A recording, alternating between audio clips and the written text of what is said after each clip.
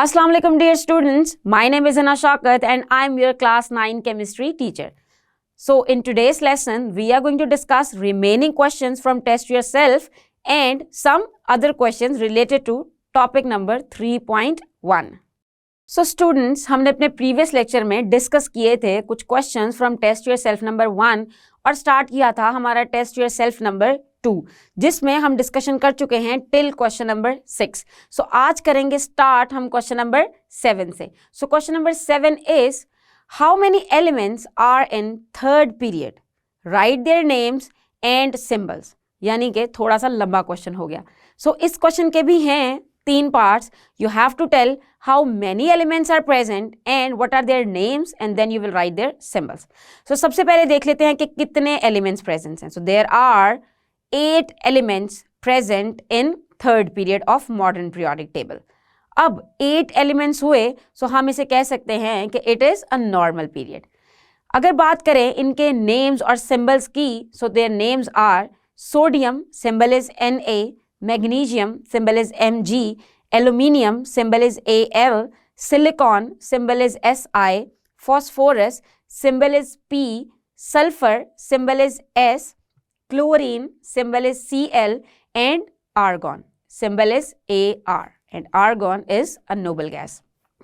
एक चीज का हमेशा खास ख्याल रखना है कि whenever you are writing a symbol, if it consists of one letter then you will write it in capital letter, and if it consists of 2 letters then first would be capital and next would be small. ये गलती आप exam में कभी नहीं करें please. अब चलते हैं अपने नेक्स्ट क्वेश्चन की तरफ, which is how many periods are considered normal periods. So सबसे पहले हमें पता होना चाहिए कि नॉर्मल पीरियड्स क्या होते हैं. सो नॉर्मल पीरियड्स हैं जिनमें नंबर ऑफ एलिमेंट्स है 8, यानी कि ना तो लॉन्ग और ना ही शॉर्ट. सो 8 एलिमेंट्स वाले पीरियड्स को हम कहेंगे normal periods. So there are 2 normal periods in our periodic table and these are second and third period. And you can mention in one line the reason that they are neither too small nor too large. That's why they are normal periods. Next question is, what do you mean by a group of periodic table? मतलब एक group का क्या मतलब है periodic table में? We know that in periodic table there are 2 things, periods and groups. So groups का मतलब पूछा जा रहा है तो you need to define group a little bit. Specific questions में answer भी specific होंगे. The vertical columns of elements in the periodic table are called groups. Vertical columns along the y-axis from the top to bottom, they are called as groups. Or you can add one more line to this definition. After the definition you can mention the groups are studied from top to bottom. हम कभी भी नीचे से ऊपर group study नहीं करते, हम हमेशा ऊपर से नीचे की तरफ ही एलिमेंट्स की प्रॉपर्टीज और उनके रिलेशनशिप को स्टडी करते हैं. Next question is what is the reason of arranging elements in a group.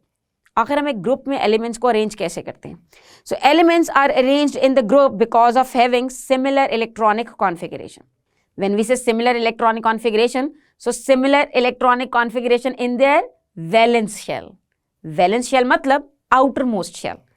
So elements of a group have similar properties due to this valence shell, and since they have similar properties so we can call them as a family. और हमने जब अपना topic groups पढ़ा था तो उसमें detail में family क्यों होती है और डिफरेंट फैमिलीज़ के नाम क्या हैं और उनकी कैरेक्टरिस्टिक्स को भी एक नज़र देखा था. Next question is what do you mean by periodic function. आपने देखा होगा कि मेंडलीव के लॉ में भी और मॉडर्न लॉ में भी ये वर्ड यूज़ हुआ है, ये टर्म यूज़ हुई है which is periodic function. So in this question they are asking what is periodic function. As we have discussed earlier, what is the meaning of periodic? So a function which repeats its value after regular intervals is called periodic function. मतलब एक regular interval के बाद वो value repeat होगी तो हम उसे कहेंगे वो क्या है, periodic function. तो modern periodic table के अंदर periodic function क्या है? So in modern periodic table, periodic function means properties of elements repeat after regular intervals such that elements with the similar properties and similar electronic configuration are placed in the same groups. When I say similar electronic configuration, so always remember similar electronic configuration of the valence electrons. Valence shell, मतलब outer most shell की electronic configuration होती है similar. Now why the elements are called S और P block elements? इसके लिए हमें जाना पड़ेगा salient features of periodic table की तरफ, जिसमें हमने डिस्कस किया था कि हम अपने पीरियोडिक टेबल के एलिमेंट्स को 4 ब्लॉक्स में डिवाइड कर सकते हैं, which R S, P, D and F. अब इस क्वेश्चन में हमें पूछा जा रहा है कि why elements are called as S और पी ब्लॉक एलिमेंट्स, मतलब इसमें एस और पी का मतलब भी थोड़ा सा एक्सप्लेन करना पड़ेगा। So these elements are called as S और P block elements because they have their valence electron in their s और p subshells respectively। यानी कि अगर कोई s ब्लॉक एलिमेंट है तो उसके जो वैलेंस इलेक्ट्रॉन हैं, आउटर मोस्ट इलेक्ट्रॉन्स, वो होंगे s सबशेल में। We did discussion about subshells in detail in chapter number 2. There are 4 different subshells s, p, d and f, and according to these subshells we have classified elements into 4 blocks। और आप clearly एक periodic table में वो 4 blocks देख सकते हैं। सो S block elements के outer most electrons होंगे उसके एस सब शेल के अंदर। यहाँ शेल लिखने वाली गलती नहीं होनी चाहिए, एस, पी, डी, एफ हमेशा सब शेल्स ही होते हैं। अब अगर देखें इसकी एग्जाम्पल के बारे में, so example of group number 1 and group number 2, it is about S block element because their valence electrons are in S sub shell. And if you talk about group number 13 till group number 18, जो कि normal elements में हैं, so they have valence electrons in p subshell. Therefore, they are called as p block elements. Let's move to the next question. Write down the names of the elements of group 1 with their symbols. यानी कि group 1 के जो कि vertical column होगा उसके सारे के सारे elements के नाम लिखने हैं और साथ symbol लिखने हैं। स्टूडेंट्स, यहाँ एक बात देखने की जरूरत है कि आप देख चुके हैं कि इन सारे क्वेश्चंस में ही most of the time they are asking questions about names and the symbols. इसका मतलब कि आपको ये नाम और सिंबल कुछ हद तक याद करने पड़ेंगे। जी हाँ, अगर ये नाम और सिंबल आपको याद होंगे तभी आप इस तरह के क्वेश्चंस को आंसर कर सकते हैं।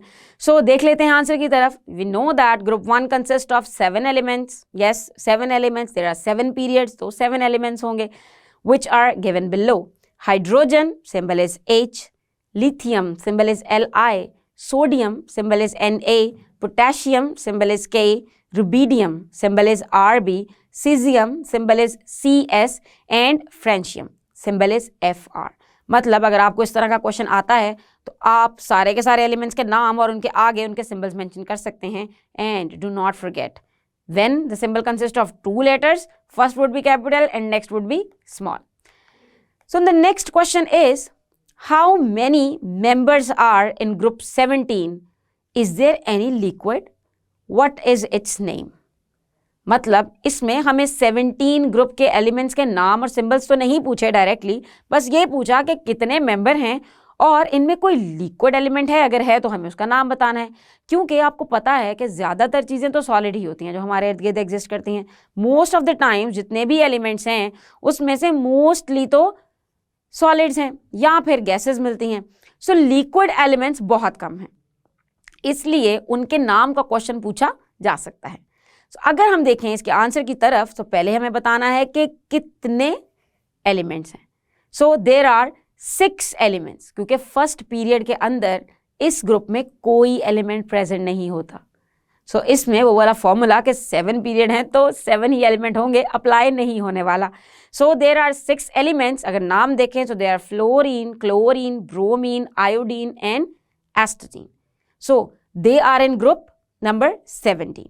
और अगर बात करें लिक्विड एलिमेंट की, so yes, there is one liquid element and its name is bromine. It is a non-metal but it is in liquid form. So students, ये ख़त्म हुआ हमारा टेस्ट योर सेल्फ नंबर 2। लेकिन इसके अलावा भी टॉपिक 3.1 से रिलेटेड बहुत से ऐसे इंपॉर्टेंट क्वेश्चंस हैं जो कि एग्जाम पॉइंट ऑफ व्यू से बहुत ही इंपॉर्टेंट है और जिनके आंसर्स आपको एग्जैक्टली लर्न करने हैं। जिसमें एक क्वेश्चन है आपकी बुक की एक्सरसाइज में से ही, which is why noble gases are not reactive. So उसके लिए हमें याद करना पड़ेगा कि नोबल गैसेस कौन से ग्रुप से बिलोंग करती हैं और कौन से पीरियड से बिलोंग करती हैं। अगर हम बात करें पीरियड की, so each and every period is ending up at a noble gas. यानी कि कोई सा भी पीरियड ले लें तो उसके एंड पे नोबल गैस ही आती है।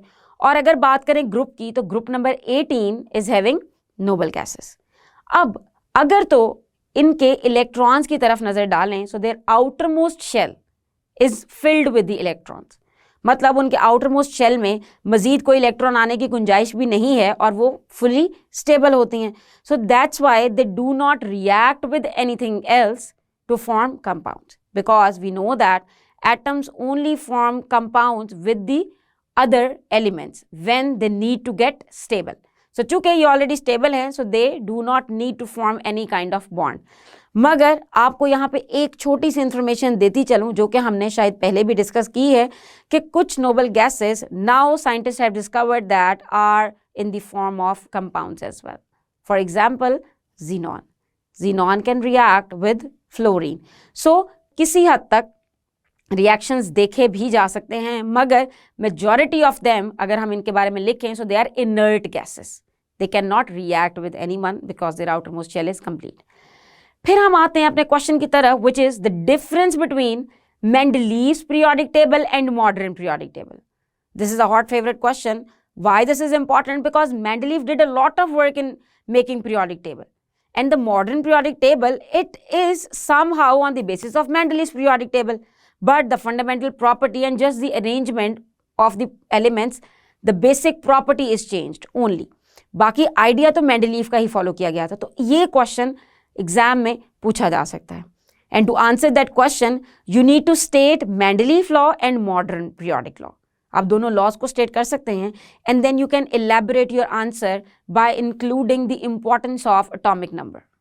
यानी कि मेंडलीव ने किया काम सारा एटॉमिक मासेस की बेस पे, चूंकि तब एटॉमिक नंबर फंडामेंटल प्रॉपर्टी नहीं समझी जाती थी क्योंकि वो डिस्कवर नहीं हुए थे. बट अगर हम बात करें मॉडर्न पीरियोडिक लॉ की तो वो बना आफ्टर हेनरी मूसले, और हेनरी मूसले के बाद आया atomic number, and atomic number is the fundamental property. और चूंकि मेंडलीव के पीरियोडिक टेबल में आइसोटोप्स के लिए कोई जगह नहीं थी, isotopes which are the atoms of the same element having different atomic mass, तो चूंकि उसको उसने एटॉमिक मास की बेस पे ही अरेंज किया था तो फर्दर एटॉमिक मासेस तो उसके अंदर इनकॉर्पोरेट नहीं किए जा सकते थे. सो जब मॉडर्न पीरियोडिक टेबल बेस हुआ एटॉमिक नंबर की बेस पे तो उसमें आइसोटोप्स की जगह भी बन गई, और इररेगुलर गैप्स भी नहीं थे because atomic number will always increase by 1. So differences between Mendeleev's periodic table and modern periodic table, these are very important. इसके अलावा लॉन्ग क्वेश्चन के पॉइंट ऑफ व्यू से क्वेश्चन इंपॉर्टेंट है, what are the salient features of periodic table. और जैसे कि हमने अपने लेक्चर में डिस्कस किया था long form of periodic table के सेलिएंट फीचर्स को, तो आपको वो सारे फीचर्स को point by point he mention करना है.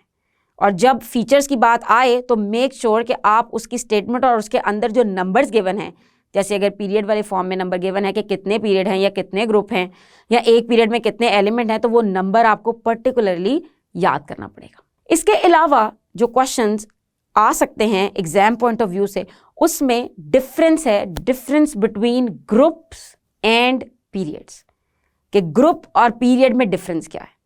And remember whenever you have to write difference, आप एक सेंटर में लाइन ड्रॉ करेंगे, you can write one thing on the one side of that line and other thing on the other side. और जब आप एक लाइन ड्रॉ करके difference show करेंगे तो वो एग्जामिनर के लिए और भी अट्रैक्टिव लगेगा.